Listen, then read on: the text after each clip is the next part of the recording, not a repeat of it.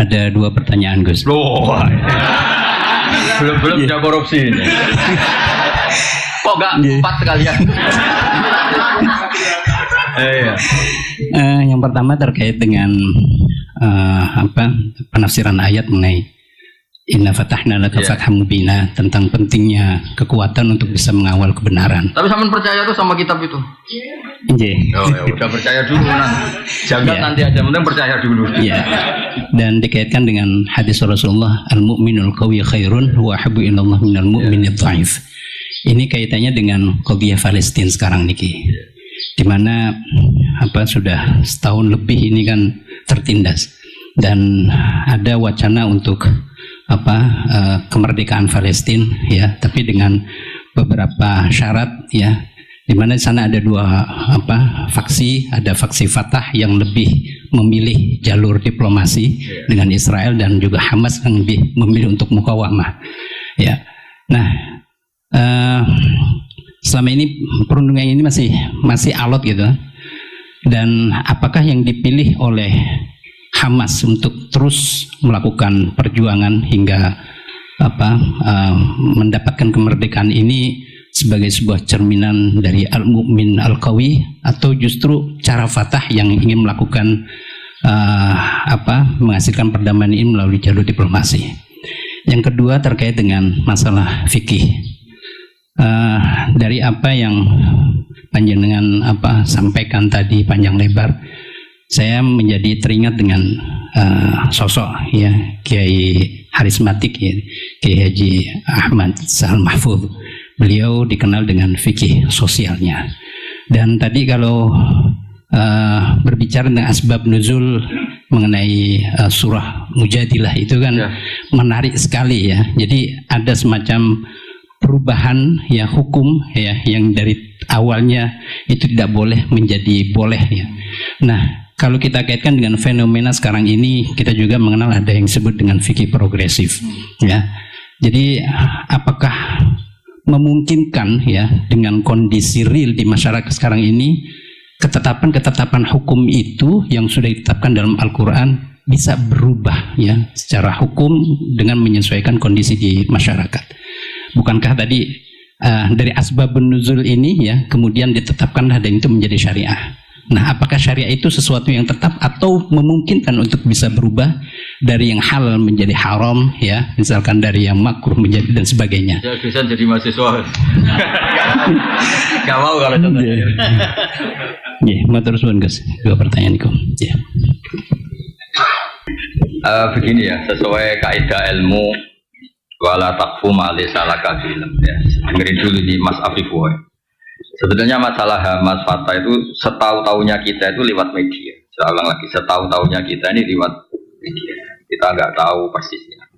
Yang kita tahu hanya persisnya secara hukum, kita harus bantu Palestina dengan segala cara. Dan alhamdulillah Indonesia termasuk negara yang mulai zaman Pak Karno sampai sekarang selalu mengakui kemerdekaan Palestina.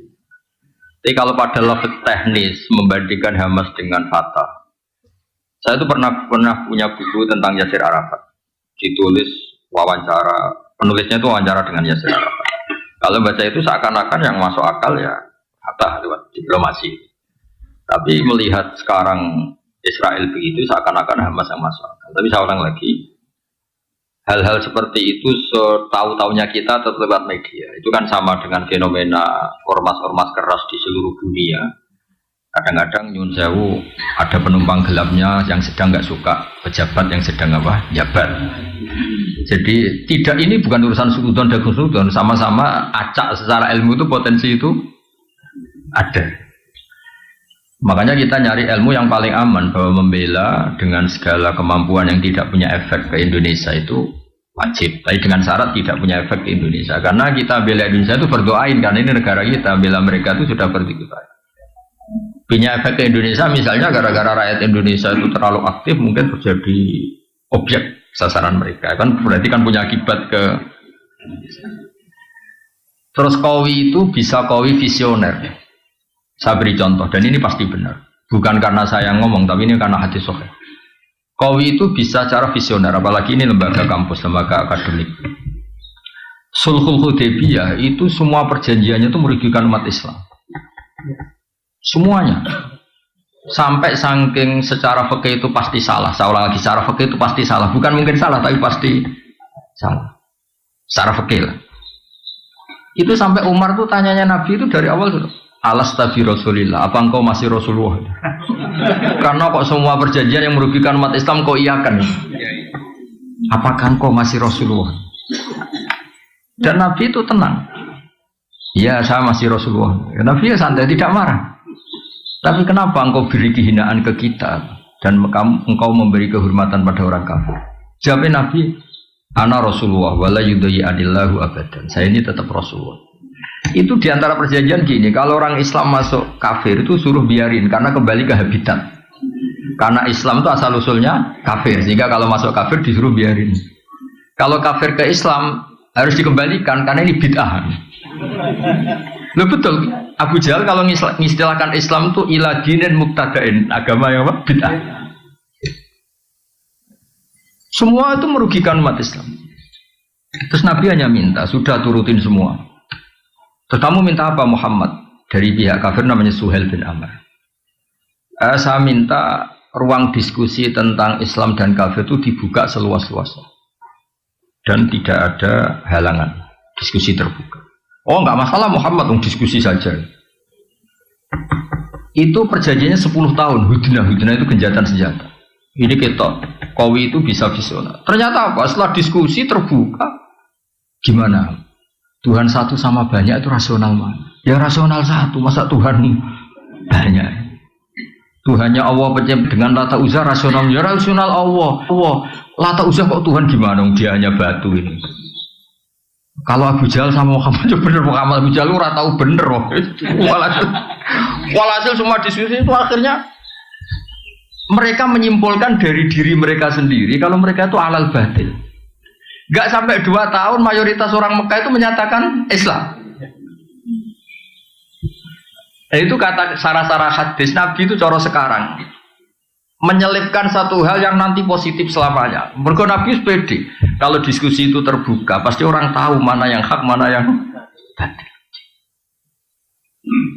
Ya sama, ada orang yang mengusulkan kalau Palestina itu masuk komunitas internasional dengan cara diplomatik. Sekarang misalnya Perancis sudah ngakui.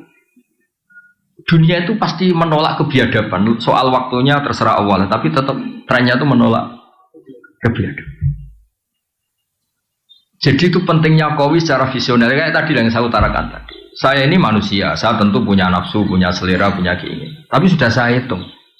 Kalau saya misalnya mau jadi dokter honoris causa atau mau jadi rektor misalnya, itu kan orang masa tanya fikih seruwet itu.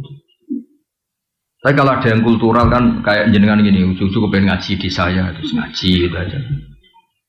Coba kalau ngaji di rektor, cari itu dosen yang ahli itu, yang bagian itu, ayo wajar. Wah enaknya jadi rektor kan, kalahnya sama ketua yayasan. Coba kalau Islam gitu mau dikemanakan ya? Tapi ya kita butuh, karena yang jadi menteri tentu yang punya gelar, yang jadi Qawi itu bisa Qawi secara apa? Bisa. Terus contoh menaik di Uni Soviet, Mas Afifullah. Saya punya teman banyak yang kerja di sana. Saya kan karena kerja di Jogja punya teman yang kerja di Jerman di mana-mana. Itu cerita. Ketika Uni Soviet runtuh, yang peristiwa Glasnost itu kenapa Ceknya tetap Islam, Uzbekistan tetap Islam. Saya juga pernah ketemu orang Uzbek di Malaysia. Di Malaysia apa di Korea itu ketemu lama Uzbek. Itu cerita. Mereka tuh punya ruang-ruang di bawah tanah untuk ngajari anak-anaknya tauhid. Sehingga ketika secara lahir itu komunis ateis, sebenarnya mereka itu punya tauhid. Maka ketika keluar dari Uni Soviet, itu tauhid gak pernah hilang. Jadi barokahnya kayak Madin. Jadi terus mereka milih jadi tetap negara Islam. Uzbek, Ceknya. Artinya apa? Ketika secara lahir mereka terkooptasi oleh paham ateisme, paham komunisme, mereka ternyata di keluarganya tetap menanamkan apa? Tauhid. Makanya ketika tauhid ini nggak pernah hilang, terus negara merdeka ya langsung tetap jadi negara komunitas Muslim. Maka di antara visi Quran itu tentang kalimat tauhid itu begini: wa ja'alaha kalimatam baqiyatan fi aqibi. Kemudian Ibrahim menjadikan kalimat tauhid sebagai kalimat yang abadi di anak turunnya. Kenapa kata fi akibi, bukan kampus, bukan pondok? Karena orang itu pasti ingin yang penting selamat tuh anaknya dulu. Makanya sebelum ke Unisma anak ini sudah muslim, sebelum mondok juga sudah. Ini pasti jasanya orang tua. Itu juga qawi, maksudnya apa? Jadi itu juga visi yang, jadi qawi itu tidak harus, ya jadi qawi itu bisa. Ya kayak orang dosen-dosen ini kan kalau di rumah tidak qawi, tapi setidaknya berangkat sepatunan, dasinan, paling enggak kan kelihatan enggak nganggur gitu. Ternyata apa? Di rumah disuruh istri, di kampus disuruh rektor. Itu qawinya di mana? Kan enggak ada. Enggak ada. Iya. Qawinya ya tadi dilihat tetangga, wah keren dosen itu. Nah akibat dari nasibnya gitu, yang penting dasinya ditata rapi, sepatunya ditanya, itu satu-satunya harga dirinya ya itu. Nah itu juga qawi gitu loh. Kan lumayan ada tahapan hidup gak dianggap jangan tanya penghasilan, yang penting gak nganggur dulu rutanya. Lalu ada orang sering marah sama istrinya sampai mempertimbangkan mau dicerai. Itu gak cerainya karena tanya saya, Gus, istri saya kebangetan pas saya cerai. Status kamu punya istri sudah keren karena tidak jomblo. Kalau kamu ceraikan tidak keren, jenenge sedudo. Yo tangan-tangan tetap untung.